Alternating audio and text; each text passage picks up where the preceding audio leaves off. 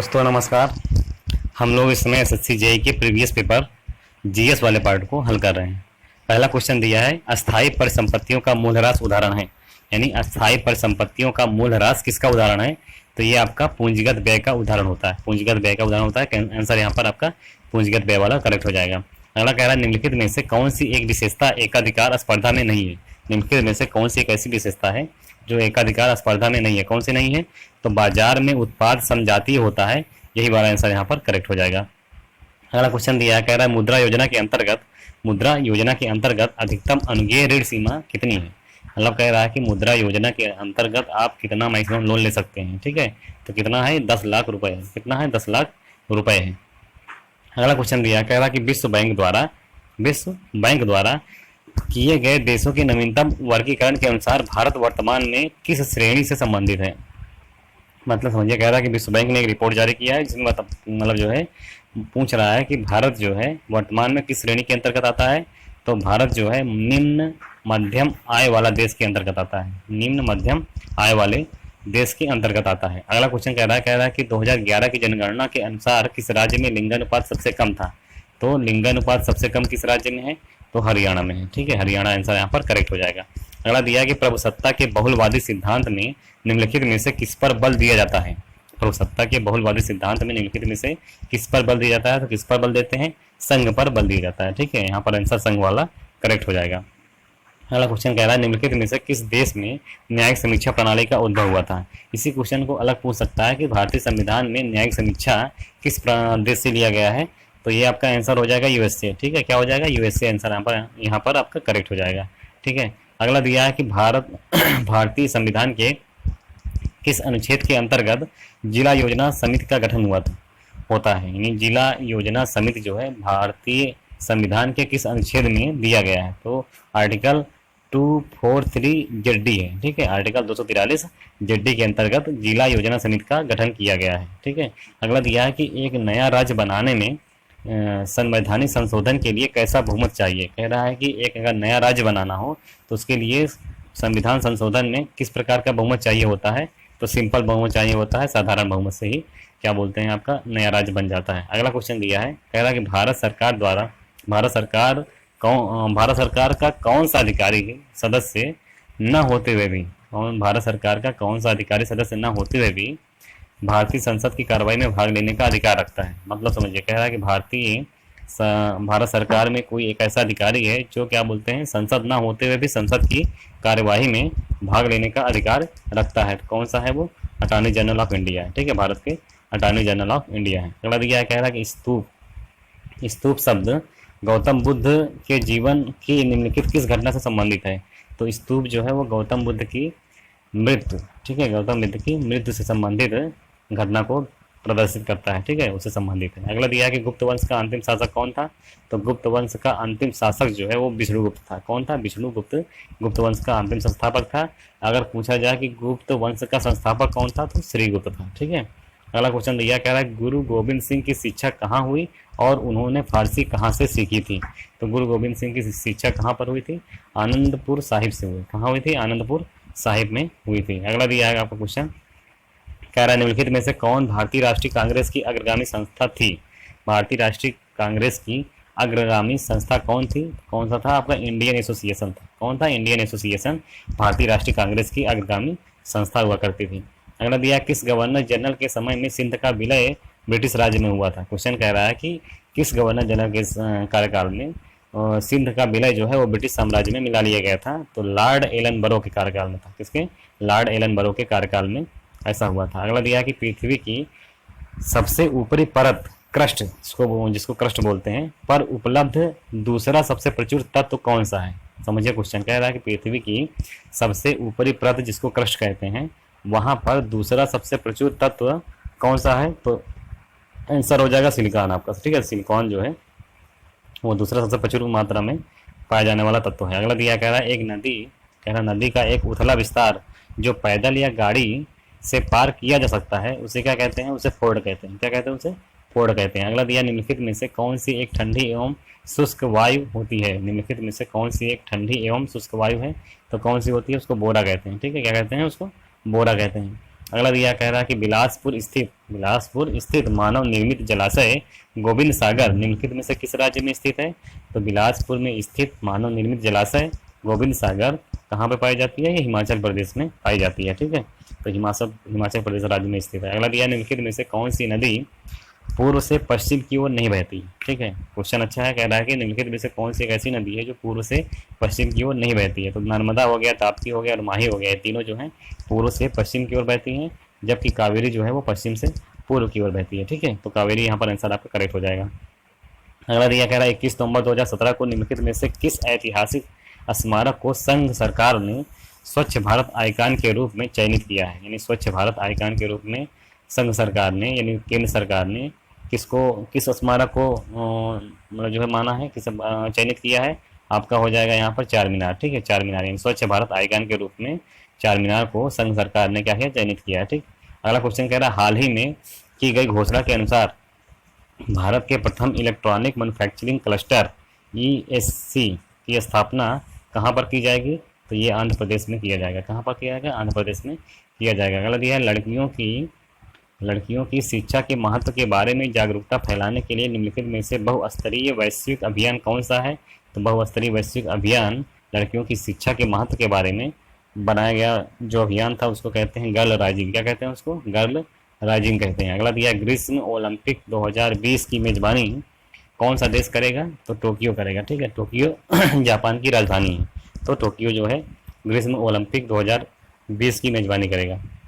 अगला क्वेश्चन दिया कह रहा है निम्नलिखित में से किस खिलाड़ी का खेल उनके खेल से सुमेलित नहीं है? निम्नलिखित में से किस खिलाड़ी का खेल उनके खेल से सुमेलित नहीं है? कौन से हैं? देखिए ऑप्शन देख लेते हैं। कह रहा है जीतू राय शूटिंग से संबंधित है, तो बात सही है आपकी, जीतू राय शूटिंग से संबंधित है।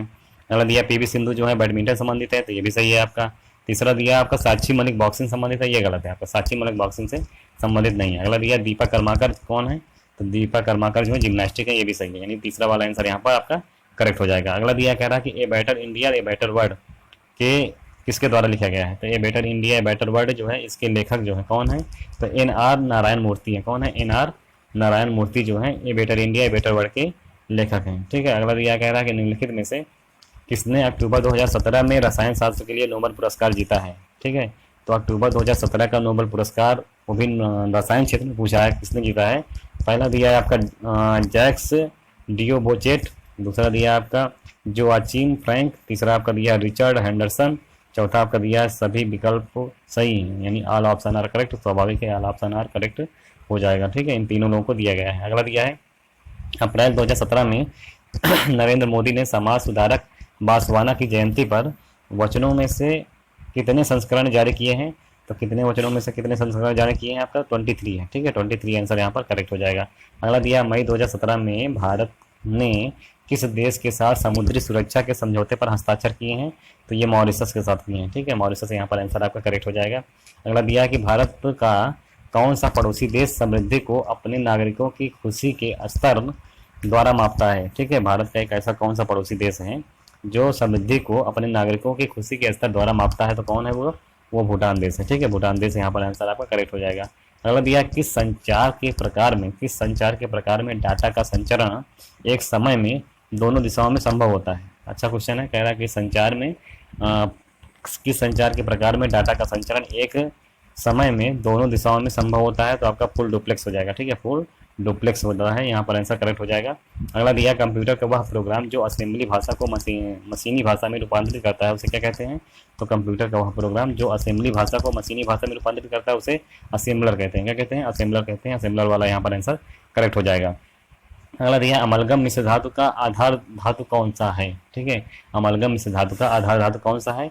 तो अमलगम का आधार धातु मरकरी होता है, मरकरी जो है यहाँ पर आंसर करेक्ट हो जाएगा। अगला क्वेश्चन दिया निम्नलिखित में से कौन सी ग्रेफाइट की संरचना है? निम्नलिखित में से कौन सी ग्रेफाइट की संरचना है? तो पहला दिया है आपका रिजिड 3 डायमेंशनल, दूसरा दिया हेक्सागोनल, तीसरा दिया लाइक फुटबॉल, चौथा दिया नो ऑप्शन आर करेक्ट। तो यहाँ पर हेक्सागोनल आंसर यहाँ करेक्ट हो जाएगा। ठीक है, हेक्सागोनल आंसर यहाँ पर करेक्ट हो जाएगा। अगला दिया है कि लकड़ी की एक चम्मच को आइसक्रीम के एक प्याले में डुबोया गया है। लकड़ी का एक चम्मच है जिसको आइसक्रीम के एक प्याले में डुबोया गया है, तो उसके दूसरे सिरे पर क्या प्रभाव पड़ेगा? तो दूसरा सिरा जो होगा वो ठंडा नहीं होगा। क्या होगा? ठंडा नहीं होगा, नॉट बिकम कोल्ड। चौथा आंसर यहाँ पर करेक्ट हो जाएगा। अगला दिया क्वेश्चन कह रहा है अंगूरों में सबसे प्रचुर मात्रा में कौन सा अम्ल पाया जाता है? तो अंगूरों में सबसे प्रचुर मात्रा में कौन सा अम्ल पाया जाता है? तो टार्टेरिक अम्ल पाया जाता है। टार्टेरिक अम्ल यहाँ पर आंसर करेक्ट हो जाएगा। अगला दिया क्वेश्चन, कह रहा है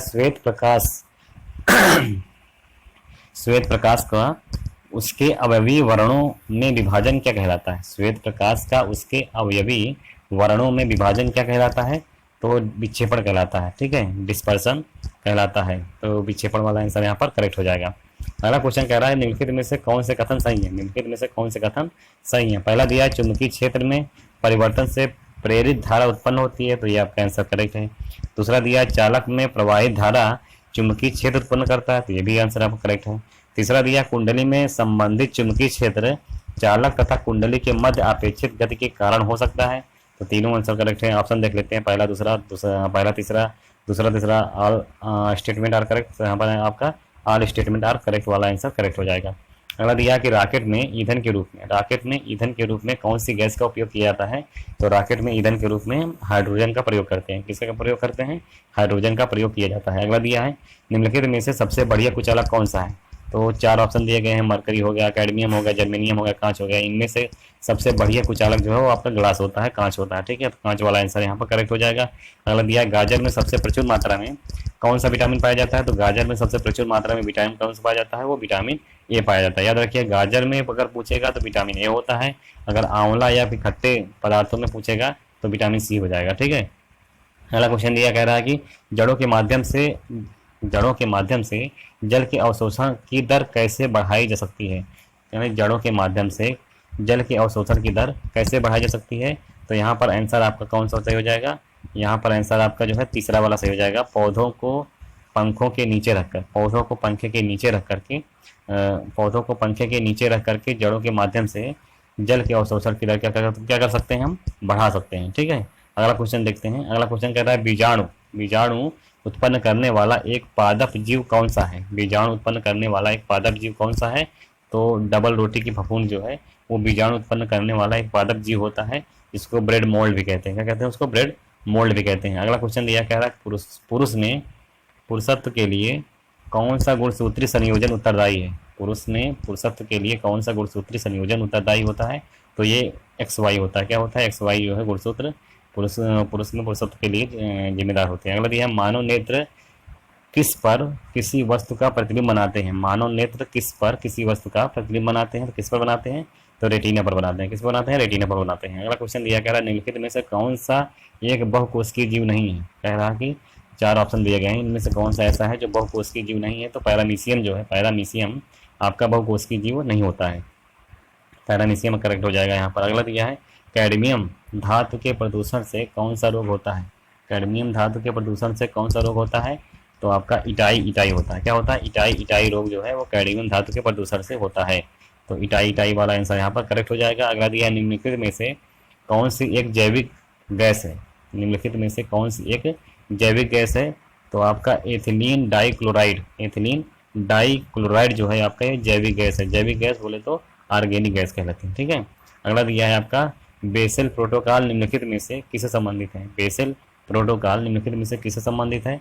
पहला ऑप्शन दिया ओजोन परत से, दूसरा दिया वनों को जलाने से, अगला दिया आपका समुद्री जल का प्रदूषण करने से, चौथा दिया खतरनाक अपशिष्ट पदार्थों के सीमा पार स्थानांतरण से। तो यही वाला आंसर करेक्ट हो जाएगा। बेसल प्रोटोकॉल जो होता है वो खतरनाक अपशिष्ट पदार्थों के सीमा पार स्थानांतरण से संबंधित होता है। ठीक है, लास्ट क्वेश्चन देखते हैं। कह रहा है कि निम्नलिखित में से कौन परोपजीवी खाद्य श्रृंखला है? परोपजीवी खाद्य श्रृंखला पूछ रहा है कि इनमें से कौन सा है? तो पहला आपका वृक्ष। ठीक है, आंसर करेक्ट हो जाएगा। पहला वृक्ष होता है, फिर फल खाने वाले पक्षी होते हैं, फिर जीव तथा कीड़े होते हैं। यानी पहला वाला आंसर यहाँ पे करेक्ट हो जाएगा, जिसमें पहले वृक्ष होता है, फिर फल खाने वाले पक्षी होते हैं, फिर उसके बाद जीव तथा कीड़े होते हैं। इस प्रकार से हम लोगों ने 50 क्वेश्चन पूरे कर लिए हैं। थैंक यू, धन्यवाद।